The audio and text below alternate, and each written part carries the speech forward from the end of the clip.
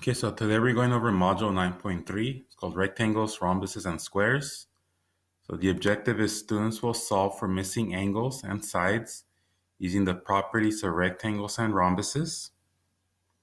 So first thing we're going to go over is a few definitions.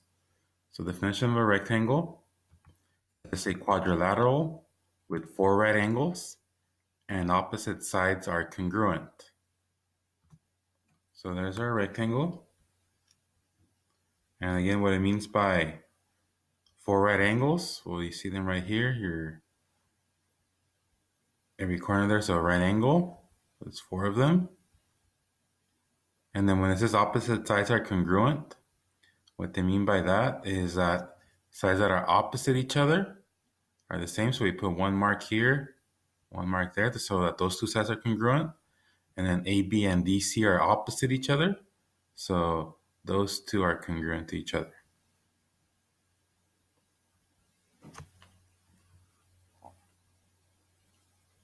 Okay, now a rhombus, that's a quadrilateral with four congruent sides and opposite angles are congruent. So a picture for that would be like this, and so it has four congruent sides. So all four sides are congruent to each other.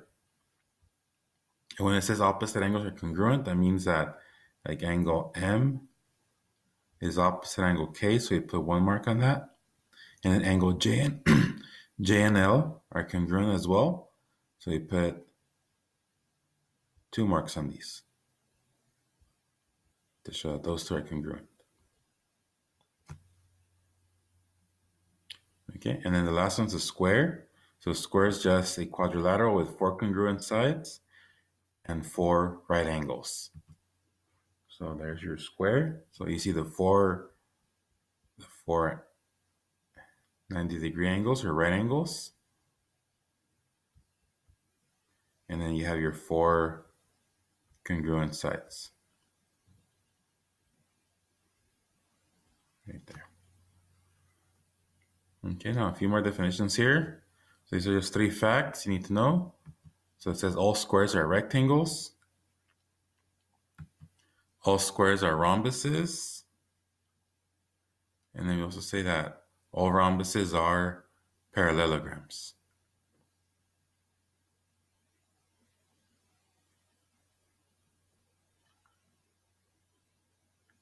Okay, so now let's go a few examples here. So first one is using properties of rectangles. So in this problem here, they give you this rectangle and they give you some information. So they tell you that AD is 4. So here's AD. And also tell you that DC is 3. So here's DC. So just put those values in there. Okay, let me just erase that.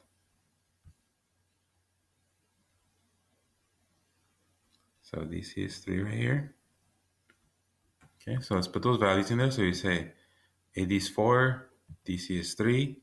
And remember here, opposite sides are congruent. So you can also put a 3 up here and a 4 on that side. Okay. Now they want you to solve for lengths AD, AC I mean. So AC is this diagonal.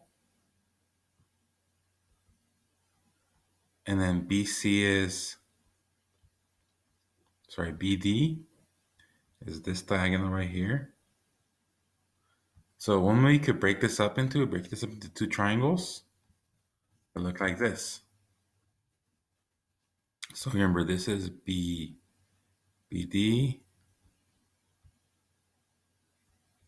Here's AC.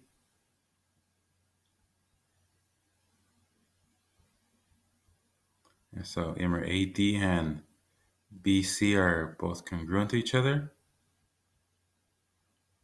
And then DC is congruent to itself.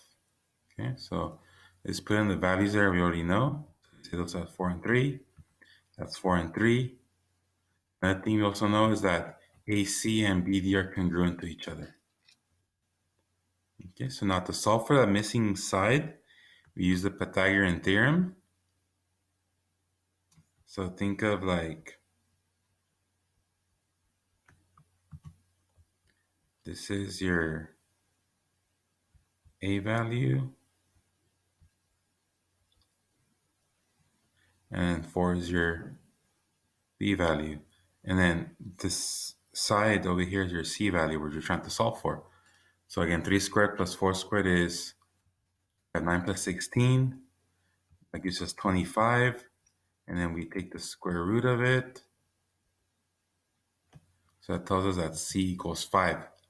So we put the 5 up where it goes, right there. So that means that AC and BD, remember, they're both equal to each other, they're congruent. So they both equal 5. So that's our answer. So the length of AC and BD are both 5.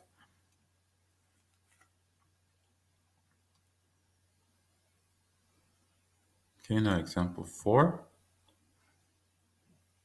Okay, so again here, very similar problem.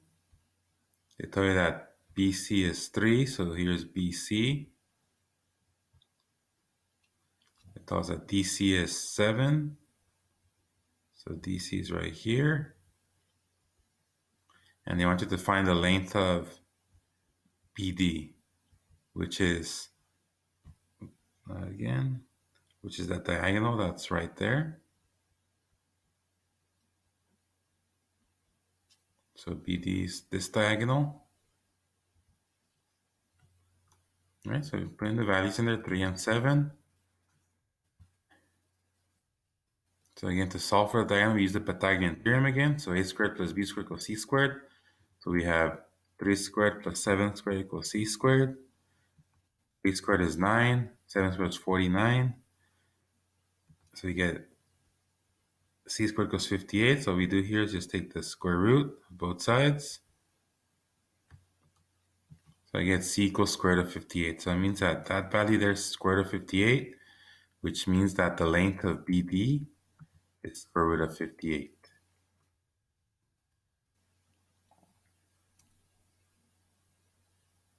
Okay, next one, example 5. So it says here, given that BC is 5, so BC is 5, so you get that's 5. And this tells us that BE is 3. We're going to find the remaining side length. So this is a rhombus here. So if you notice that all these are marked the same, so that tells us that those are all congruent to each other. So we put here 3 and 5. Now, one thing I could solve for here is, first is this side right here. And if I solve for that, that'll give me a 4. And the way I get to 4 there, I use the Pythagorean theorem. And we already did an example of that in example 3. So here we have 3, 4, and 5 right triangle. And again here, see how it shows 90 degree here? That means that if that's 90 degree, that means that all of these inside are 90 degrees as well. Okay, so using that, now we could fill out the remaining sides. So remember the sides on the outside, since they're all congruent, it means that they're all 5.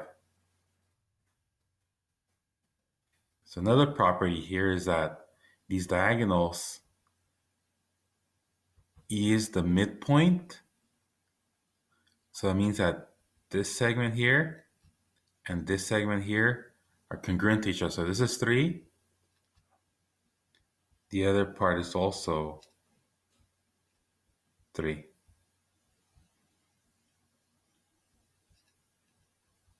Okay, so far we have that CD, DA, and AB are all 5. Okay, so next thing is that these two segments are congruent to each other. So let me highlight those two same color.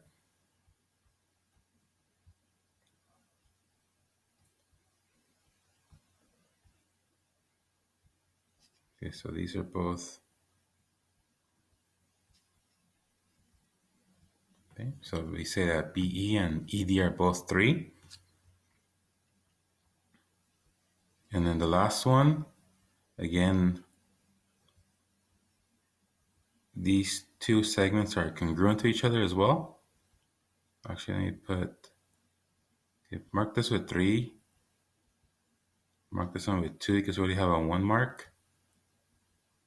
Okay, so that means that that's 4. So we say that AE and EC are also 4.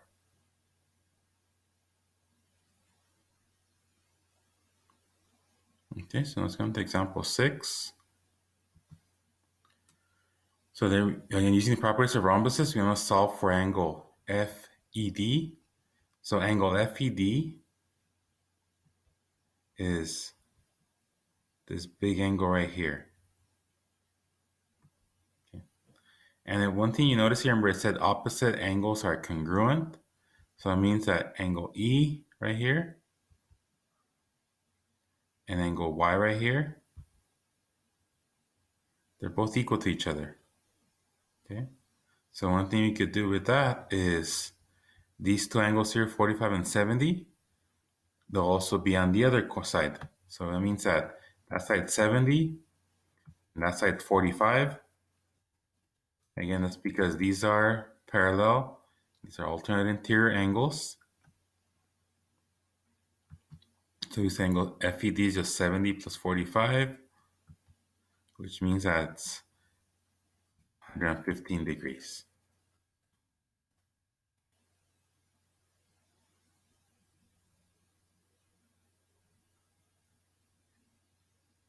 Okay, now example 7.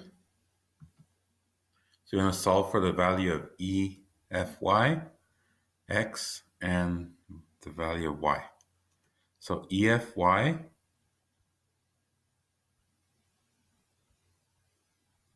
so remember this angle right here, essentially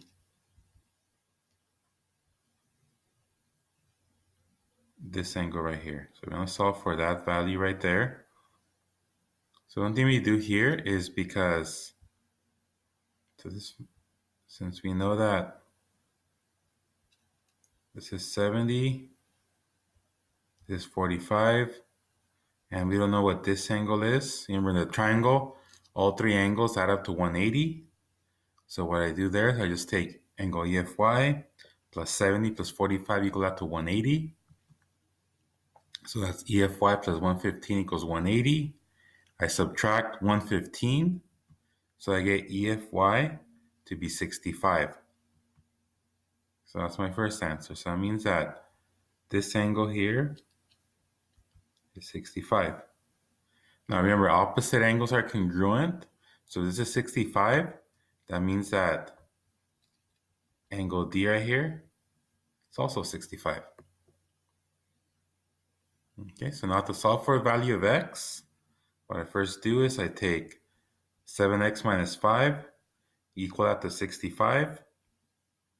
So I'm going to add 5 to both sides. So I get 70, divide by 7. I get, that's wrong. Wait up. That should be a 10. So just mark that 10. Yeah, it should be 10. The wrong value right there. Okay, so x equals 10.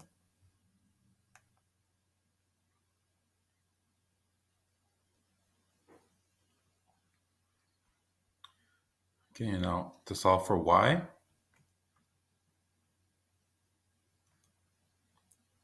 again I set 5y equal to 65. And all I do next is divide that by 5. So I get y equals 13.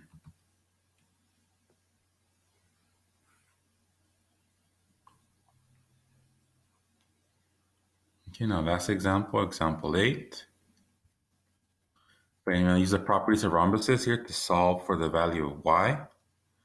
And again, in a rhombus, the two diagonals right here, so where the two diagonals meet,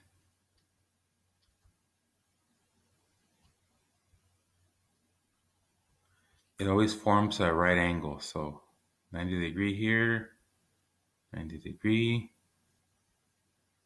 90 degree, and a 90 degree right there.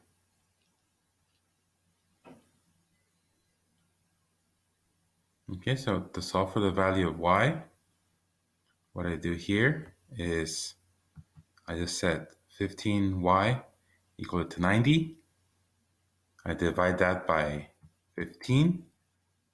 I get y equals 6.